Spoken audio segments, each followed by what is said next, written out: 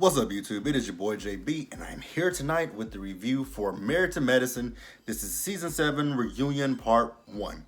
So, without further ado, you guys, let's go ahead and just jump into the video. Alright, you guys, so the reunion set is Toya's closet. I think they did a good job with replicating Toya's closet. I think it's amazing. Let's just talk about the looks real quick. I don't know if I've talked about him before now, but I'm going to talk about him. So the person that I think, and I'm not going to talk about, what other people do, the hair, the outfit, the shoes, whatever. I'm not going to do all of that because I ain't no fashion guy. I don't really give two shits about it. But I'm just going to talk about who I think looks the best, or who I think does not look the best.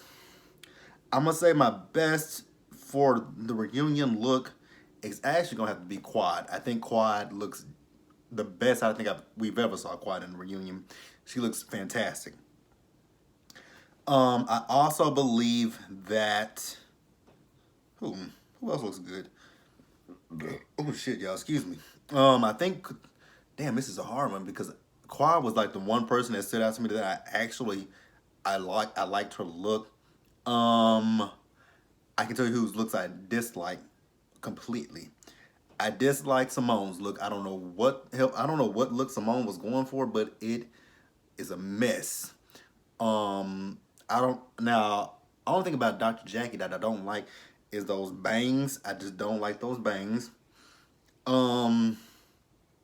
Buffy, I feel like Buffy, the dress was cute, but Buffy's titties and everything was just squished up in the dress. But, other than that, I think she looked good. Mariah. I think Mariah looked good. The only thing that threw me off of Mariah is her makeup. It looks like right here in her cheekbone area, it just looked like it was chalky. Toya looks good. I will say that when I looked at the photos, when the pictures were released earlier, before the reunion even aired, I did not like Toya's look, but looking at her, I'm like, okay, I like it.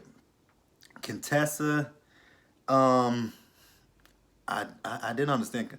I mean, it wasn't bad. The only thing that was wrong with Contessa was the hair itself. I didn't understand. The hair didn't really mesh well with the dress itself. I actually have to say, Heavenly looked really good in this reunion. She looked decent. I'm like, wow, that's an improvement for Heavenly. But, let's go ahead and just jump into the video. And we have Andy as the host. And let's talk, and then since we're talking about the reunion, let's talk about the seating arrangement. So, we have Andy as the host in the middle. Then on to Andy's right, we have Toya, we have Simone, we have Mariah, and then we added Buffy on that side. And to the left of Andy, we have Heavenly, we have Jackie, we have Contessa, and Quad. I was kind of surprised that Quad was at the end. Really was surprised that Quad was at the end. I'm really surprised.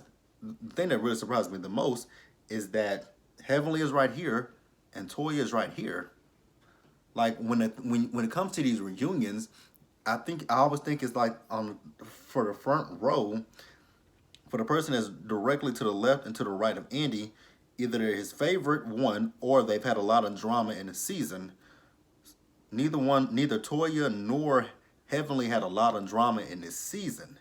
The people who had the most drama, which I'm kind of glad that they weren't sitting right next to Andy, Quad and Mariah. I'm really surprised that Jackie wasn't sitting next to him and Simone on the other side. This was an interesting seating chart for this reunion, but let's go ahead and just jump into the reunion. All right, so we start the reunion. Andy asked Quad about her divorce from Gregory. She says that the divorce is finalized. He asked her, has she and Greg had any contact with each other since the divorce has been finalized? She says no, that they haven't had any contact with each other. And Simone says that, Andy asked Quad, is he dating? She says, well, he was dating while we were married, so I hope he's dating. Like, why not? So then Simone says that, she and Cecil had dinner with Greg a few weeks ago, and he has a brand new, beautiful girlfriend. And, Andy asked Quad how she feels about it. She don't really feel nothing. And he asked her how does she feel about the fact that Simone and Cecil are still friends with him. She says that says a great deal to their character. Just because I'm not with him anymore doesn't mean that they have to stop their friendship with him, which I'm glad that she said that because that is the truth. Just because he and I divorced, that don't mean that, they don't have to be friends with him. Like, you guys can still be friends with him, and you guys can be friends with me. Just when you're around him, don't talk about me, and vice versa. But Simone does say that Greg does talk a great deal about Quad, and in that marriage, I will say that I believe that Dr. Gregory did love Quad, but the thing was, I don't think that Dr. Gregory and Quad actually sat down before they got married and discussed what they wanted, what they each wanted from the marriage. And we all know what I'm talking about, him wanting kids, her not wanting kids. So it's just, and also I think she was just on the come up. And there's nothing wrong with that. Absolutely nothing wrong with that at all. So then somebody wants to ask the question about, the whole situation between Simone. A viewer asked a question. I didn't take down the note of what the viewer asked, but it was a question about the relationship between Simone and Quad. So, Simone, and I have to say it again, we talked about this shit last year at the reunion. Then we come into this season and we still talk about the shit from last year at the crab boil, and Quad brings up the fucking crab boil again, and Toya's like, Quad, we're going backwards. Like, let's not go backwards, let's go forward. Like, and then Heavenly's talking about, Toya, shut up. And I'm just like, Heavenly, why don't you shut the fuck up, in the words of Buffy? Like, shut up, like, this ain't got nothing to do with you. Did Toya have to chime in? No, but Toya is telling the truth, speaking some facts. Why are we going back? We've already addressed this shit. Let's not go back into the future. Let's not go back into the future. Let's not go back into the past. Let's keep going forward. But eventually Quad does apologize to Simone, for the way that she acted when she came to that dinner.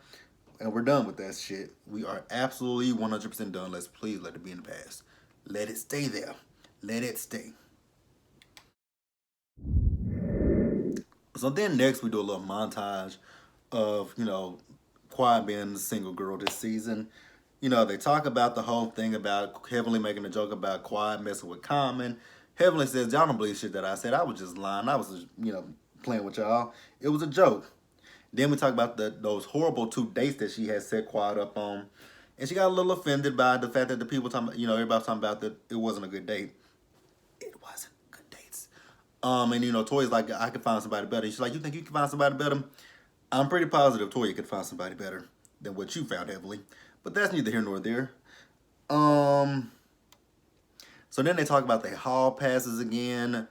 Toya's hall pass is Idris Elba. Simone's is LL Cool J.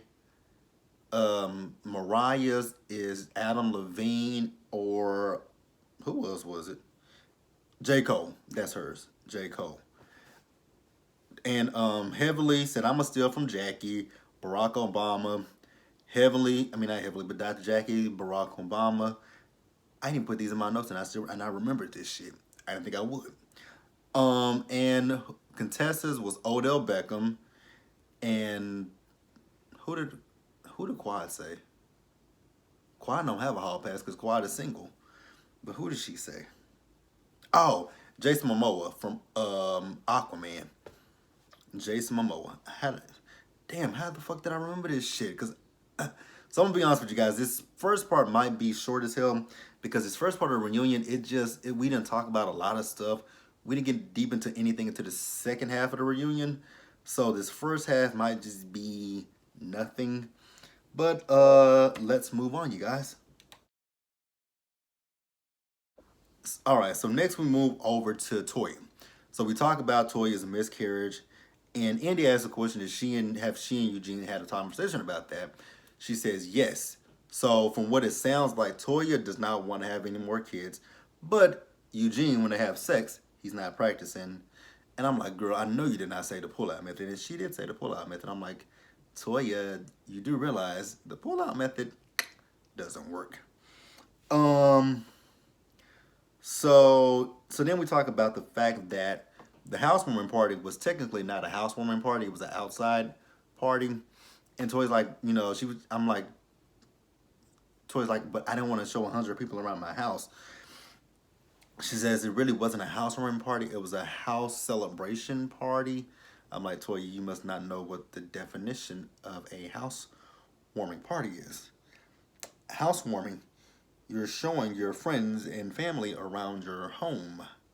That's a housewarming party. But we just gonna let Toya have it, and I'm just gonna let Toya have it again. Like I said, letting her have it.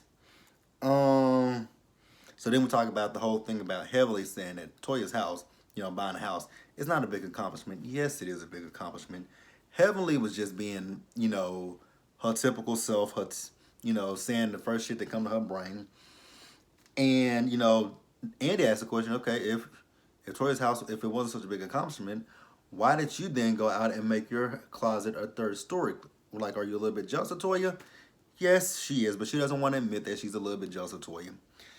So then she tried to take little jabs at Toya, talking about how Toya borrows, steals, whatever she said. I couldn't really remember what she said, but whatever she want to say, Toya's house is Toya's house. I mean, they pay for the house, didn't they? Pay for. I wonder if they have a. For Toya's sake, for Toya and Eugene's sake, I hope they can keep up with that house. That's all I got to say is I hope they can keep up with it and stay in that house long term. Let us move on. All right, so we talk about who has the dirtiest mind in the group.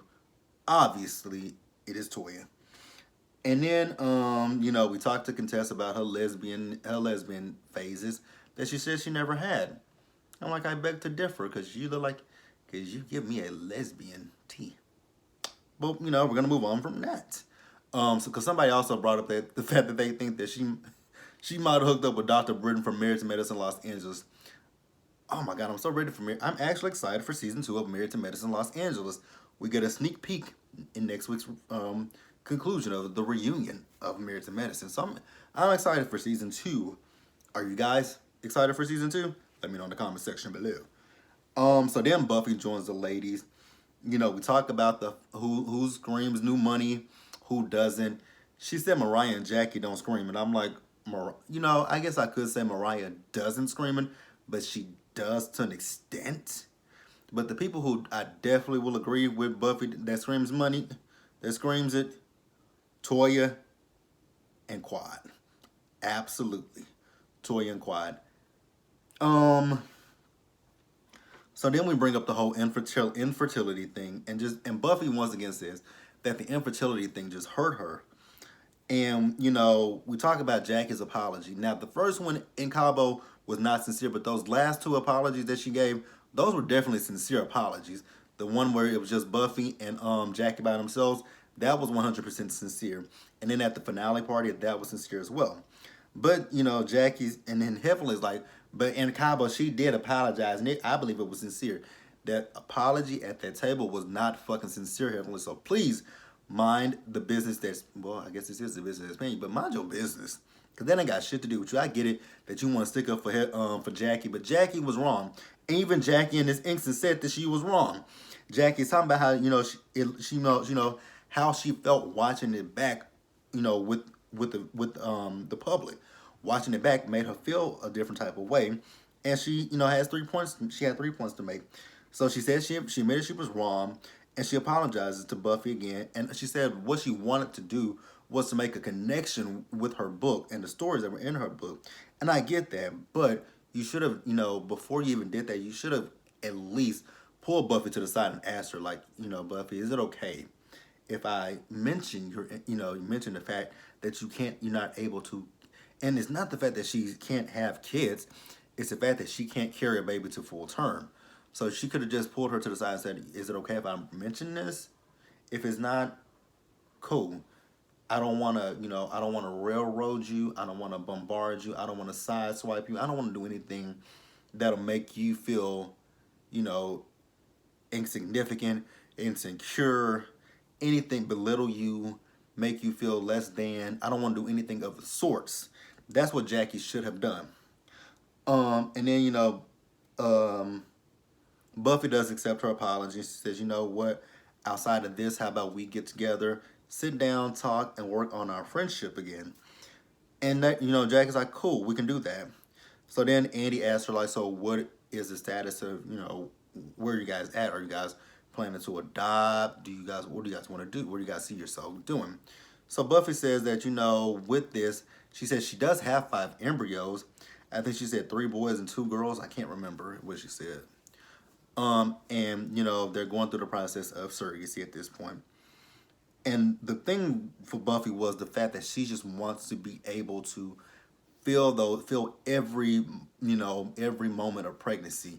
The getting bigger, the swollen ankles, the baby kicking, the baby moving around, all that stuff that women feel when they're pregnant. That's what Buffy wants to feel. She wants to go through labor. And she said, thing that made her do this now is watching Andy go through his journey, seeing Gabrielle Union go through her journey, and also Candy go through her journey. So, and they also had to let her know that just because someone else is carrying your baby doesn't mean it's not your baby. It's still your child. You're just going a different alternative. You're just going a different route. And again, I don't I can understand what it feels like to carry a baby. I would never, no offense to women. I think women are the best on the greatest. I, I I salute women. I absolutely do. Like I'm all for female empowerment. I'm all for equality, women's equality, women's rights. Like I actually could say, I actually feel like I'm a bit of a feminist. I actually do feel like I'm a feminist because I'm all about women's rights, empowering women. I feel like women are, in most cases, better than men, stronger than men. I know people wouldn't agree with that, but that's how I feel. Because I watched my mom and I watched my grandmother do so much stuff. And I'm like, I don't know if I could ever be nearly as strong to do the things that they did and have done. So, I just feel like women are the greatest. But you guys, that was part 1 of the reunion. So now we're gonna go ahead and just jump into part 2 of the reunion.